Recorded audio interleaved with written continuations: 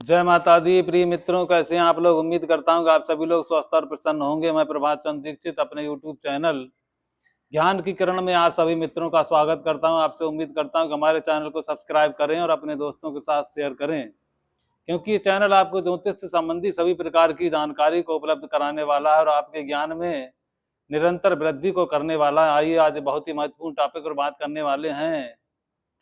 ये देखिए, सबसे पहले आज हम जो बात करने वाले हैं उसका नाम है त्रिखल नामक दोष। अब देखिए, त्रिखल नामक दोष क्या होता है, इसके बारे में अभी चर्चा करनी है। देखिए, हमने यहाँ पर मेष लगन की कुंडली बना के तैयार रखी है। काल पुरुष की कुंडली होती है। नंबर 1 लिखा इसलिए मेष लगन, और नंबर 2 लिखा होता तो वृषभ लगन, और नंबर 3 लिखा होता तो मिथुन लगन। इस प्रकार से आपको समझना, अपनी कुंडली निकालें और देखें कि क्या आपकी कुंडली में त्रिखल नामक दोष उत्पन्न है। देखिए, कोई भी कुंडली हो, किसी की भी, यहाँ अगर 3 पुत्रियों के बाद एक पुत्र का जन्म होता है तो इसका मतलब वहां पर त्रिखल नामक दोष उत्पन्न हो जाता है। ये त्रिखल नामक दोष जो है, ये बहुत बड़ा संकट उत्पन्न करने वाला। अगर इसका उपाय नहीं किया गया तो ये व्यक्ति को सारी जिंदगी परेशान करता रहता है। व्यक्ति के मार्ग में, घर परिवार में तरह तरह के संकट आते रहते हैं और व्यक्ति को समझ में नहीं आता कि क्या हो रहा है। कई बार व्यक्ति बुलंदियों पर पहुंचकर फिर जीरो से शुरुआत करनी पड़ती है उससे। अब यहाँ पर क्या होता है कि जब 3 पुत्री के बाद पुत्र का जन्म होता है तो त्रिखल नामक दोष उत्पन्न हो गया। यहाँ पर पिता के लिए बहुत नुकसानदायक साबित हो जाता है। पिता के मान सम्मान के लिए हानि, पिता के स्वास्थ्य में परेशानी, नौकरी का छूट जाना, व्यापार का टूट जाना और पिता के स्वास्थ्य में लगातार खराबी, और पिता के मान सम्मान में कई प्रकार की कमजोरी प्राप्त होती है।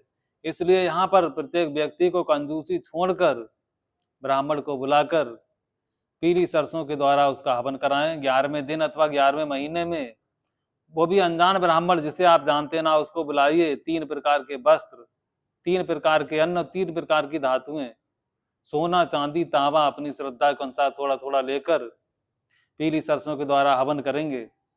तब जाकर यहाँ पर आपका कल्याण होगा और ये इस दोष का असर धीरे धीरे कम होगा।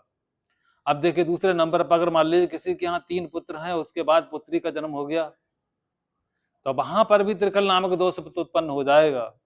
ये दोष माता पर भारी रहेगा। माता का स्वास्थ्य दिन पर दिन खराब रहेगा, माता के मान सम्मान में हानि रहेगी और माता को कई प्रकार के, विभिन्न प्रकार के रोग घेर लेंगे जो कई बार पकड़ में भी नहीं आएंगे।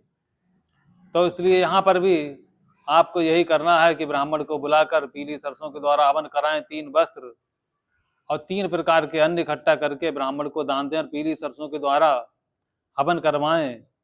11वें महीने में अथवा 11वें दिन अथवा 11वें साल में हवन करवाएं, अथवा किसी भी शुभ दिन, अमावस्या के दिन अगर आप हवन करवाते हैं तो आपको इस त्रिखल नामक दोष से मुक्ति मिल जाएगी और आपके पूरे परिवार का कल्याण होगा।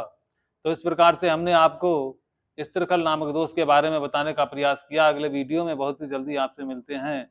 जय माता दी।